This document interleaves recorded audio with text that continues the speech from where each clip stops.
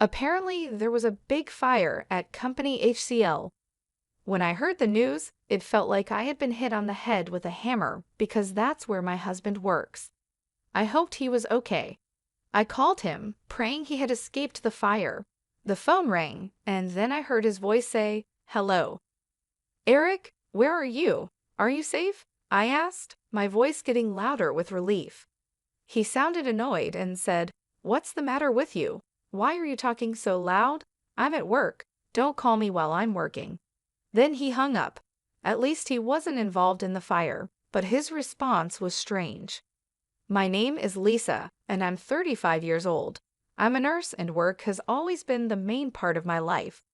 I got married 6 years ago when I was 29. I felt lucky to get married just before turning 30. I met my husband Eric through a mutual friend. We hit it off right away and have enjoyed our married life in company housing.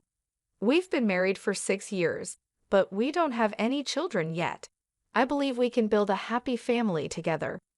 Eric is sometimes self-centered, but he's generally a kind and good person.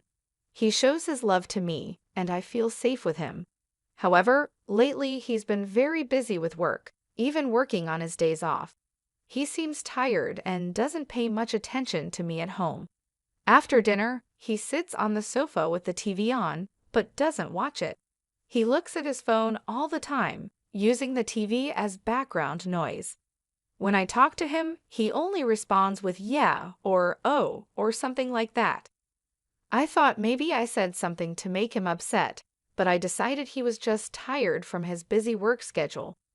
If he was that tired, I would make sure to bring him lunch and prepare dinner every day. I tried to make our daily lunch and dinner nutritious and well-balanced. Then one day, something strange happened. The day before, a coworker called me to ask if I could switch from the night shift to the day shift. So I suddenly had to change to the day shift. I had originally told my husband I would be working the night shift, so I thought I should tell him about the change. But I was busy and ended up emailing him on the same day. I emailed him, saying that I had switched to the day shift and would make dinner and wait for him.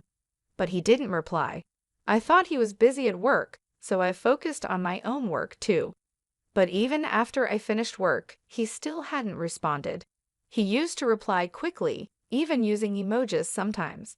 But this time, he only read my message and didn't reply. Is he working so hard, or is this just what happens after 6 years of marriage? Feeling a little sad, I went to the supermarket on my way home from work to buy some ingredients because I decided to cook a nutritious dinner for him again. It was very cold that day, so I decided to make a one-pot dish. I cut up the ingredients and waited for him to come home so I could start cooking right away. But no matter how long I waited, he never came home. He usually arrives home at 8 p.m., but when he finally came home, it was already 10 p.m. Welcome back. You're home late. Did you have to work overtime? Oh yeah, but did you have to work the day shift suddenly? Yeah. A coworker had an emergency. I was a little late in telling you. I see. Well, I guess you couldn't help it, but it's a little annoying that you told me on the same day. I might have had plans for a drink or something. Oh, you're right. I'm sorry. I said that and turned on the stove for the pot. Oh, you haven't eaten yet? No, I thought I'd wait for you. Well, thanks, but next time you don't have to wait for me. I felt a little sad hearing my husband say that. I waited for the hot pot to boil. It started to simmer, so I served my husband's portion, then mine. I was starving after waiting for him all this time. I was enjoying the hot pot, thinking it was delicious. Then I noticed my husband wasn't eating much. What's wrong? You don't seem to be eating much, I said. He looked a bit confused and replied, "Oh yes. Actually, I was working late, and a junior colleague bought me a rice bowl, so I'm not really hungry." Okay. You should have told me that before I started making the hot pot, I said, feeling a bit upset. He seemed to notice my mood and said, "Okay, put my portion in the fridge. I'll eat it tomorrow morning," trying to cheer me up. Then he lay down on the couch. A few minutes later, he got up and suddenly said, "I'm going for a walk." "That's unusual," I said. "I haven't been getting enough exercise lately, and I've been working late, so I need a change of pace," he answered as he began to get ready to go out. I felt a little empty sitting alone at the table eating the hot pot, so I put my portion in the fridge too. I felt like I had eaten too much, and my husband and I hadn't spent much time together lately, so I decided to go for a walk with him. But he refused and said it's not good to move just after eating. He also said he wanted to go for a long walk alone. He ended up going out for a walk by himself. I thought his behavior was suspicious, so I secretly followed him. My fear turned out to be true. Despite my voice, my husband was walking with great enthusiasm. He stopped in front of the park, a bit far from our house. He looked around and seemed to be communicating with someone on his phone. I wondered who he was talking to. A few minutes later, a car pulled in. My husband approached the car and started talking lightly with the person in the driver's seat. It was dark and hard to see, so I couldn't make out much more. I got closer to the car and saw the person in the driver's seat. She had long curly hair and glossy lipstick. It was a woman, laughing happily as my husband got into the passenger seat. He was totally having an affair, right? By the time I thought that, the car had already driven away. I stood there for a while stunned. Then my husband sent me a text message saying he met someone he knew and would be home a little late. Someone he knew just out of nowhere.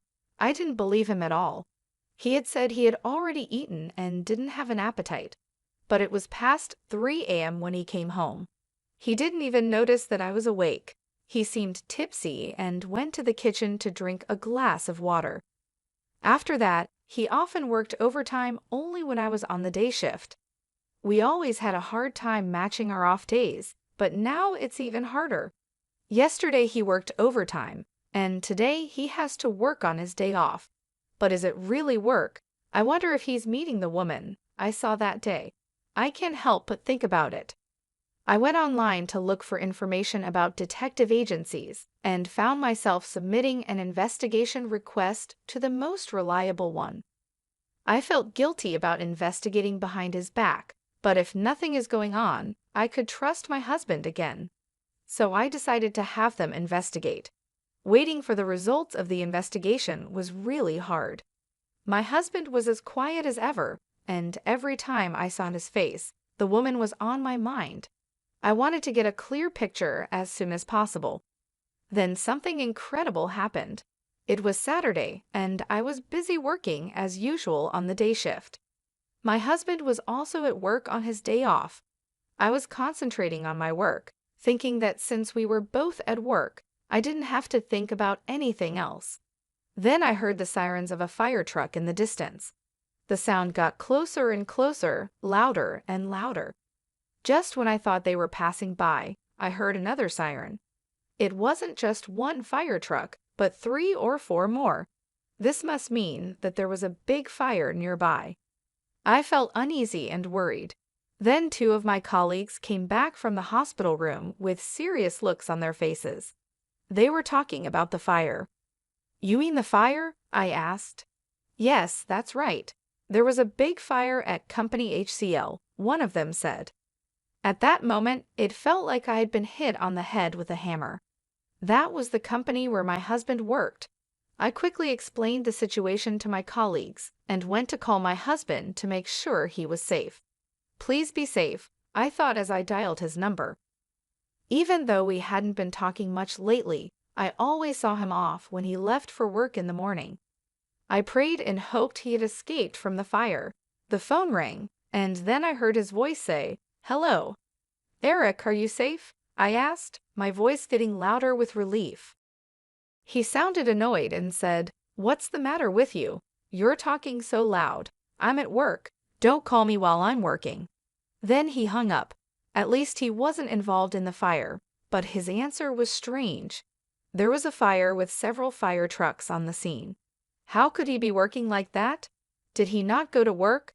Why was he so cold to me when I was worried about him? I was getting more and more angry.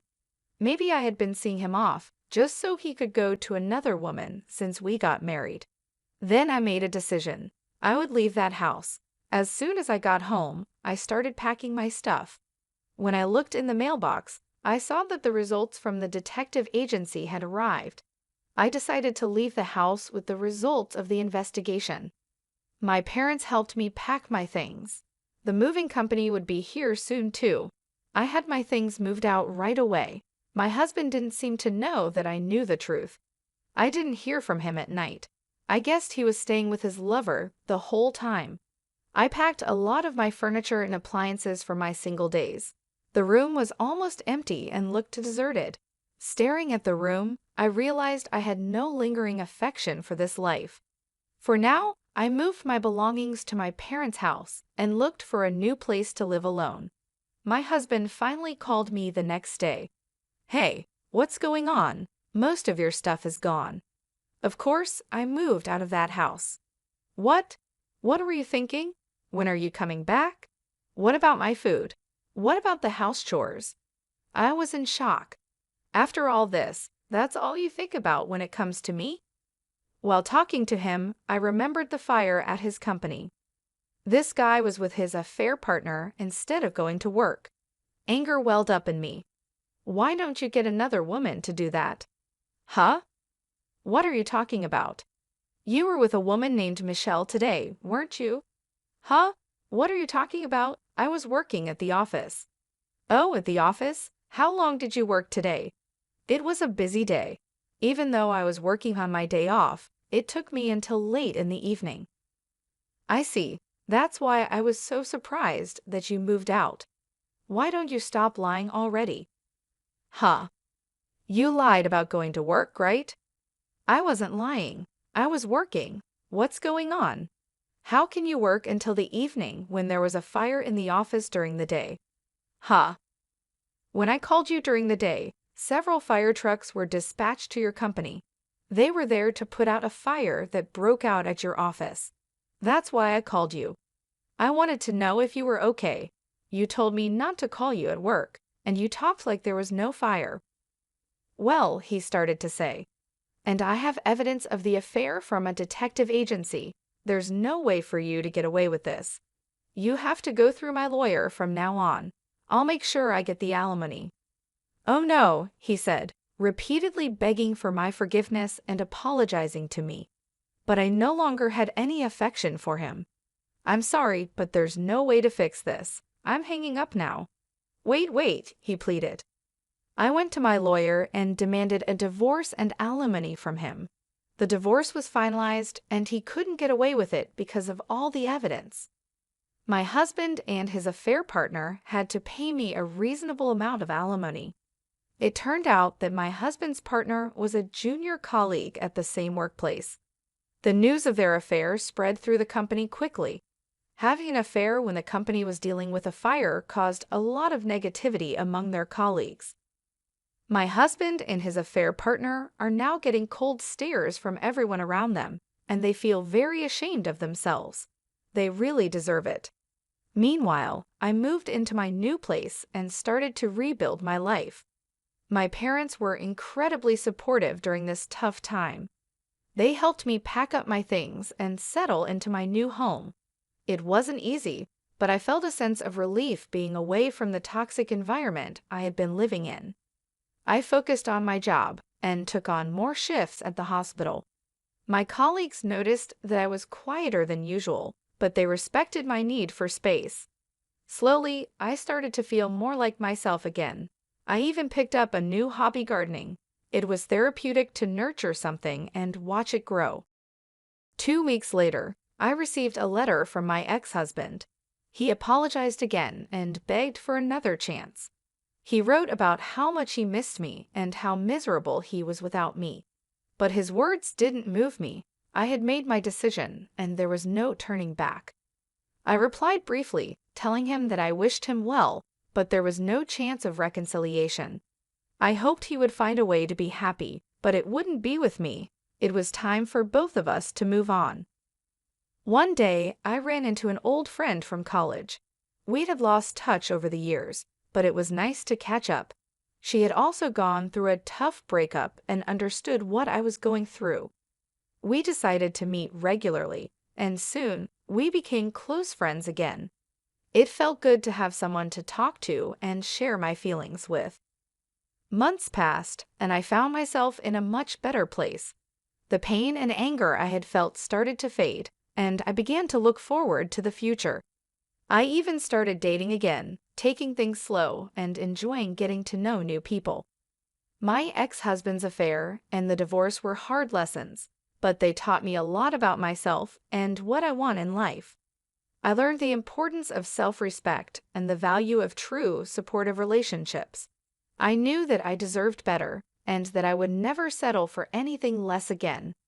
Life was starting to feel normal again, and I was grateful for the journey I had taken to get there. It wasn't the path I had expected, but it led me to a stronger, happier version of myself, and for that, I was thankful. Meanwhile, I moved to a new apartment and started living a comfortable single life. The new place is cozy, and I feel at peace here. I've been focusing on myself and enjoying the freedom of being on my own. I hope to meet a sincere man in the future, but I'm not in a rush. I'm taking my time because I want to find someone who truly respects and loves me. My job as a nurse is stable and fulfilling. It keeps me busy, and I find joy in helping others. This stability has given me the chance to focus on my personal growth and well-being without the pressure of jumping into another relationship too quickly. I've been spending my free time exploring new hobbies and interests. Gardening has become one of my favorite activities. It's therapeutic to watch my plants grow and flourish, much like I am. Looking back, I think about how she found out about her husband's affair. The fire at his company was unexpected and shocking, but it brought the truth to light. He shouldn't have had an affair to begin with, and it was only a matter of time before she found out. His actions were hurtful, and the consequences he faced were well-deserved. I've also started reconnecting with old friends and making new ones. It's nice to have a supportive social circle. We often go out for dinners, movies, or just have long chats over coffee. These interactions have been crucial in helping me heal and move forward. I've learned a lot from this experience. I've learned to value myself more and to recognize the red flags in a relationship. I've also learned the importance of taking things slow and not rushing into anything. This time, I want to make sure that my next relationship is built on trust, respect, and mutual understanding. For now, I'm content with my single life. I enjoy coming home to a peaceful, quiet apartment. I love having the time to read, cook, and just relax without any worries. My evenings are often spent with a good book or a movie, and sometimes I treat myself to a nice homemade meal or a dessert. I know that finding the right person will happen when the time is right. Until then, I'm focusing on making myself happy and living a fulfilling life. The journey has been tough, but it has also made me stronger and more self-aware. Enjoying my single life as a nurse has been a rewarding experience. I've grown a lot as a person, and I'm excited about what the future holds. I'm taking one day at a time and cherishing every moment. I know that when I do meet someone special, I'll be ready, and it will be worth the wait.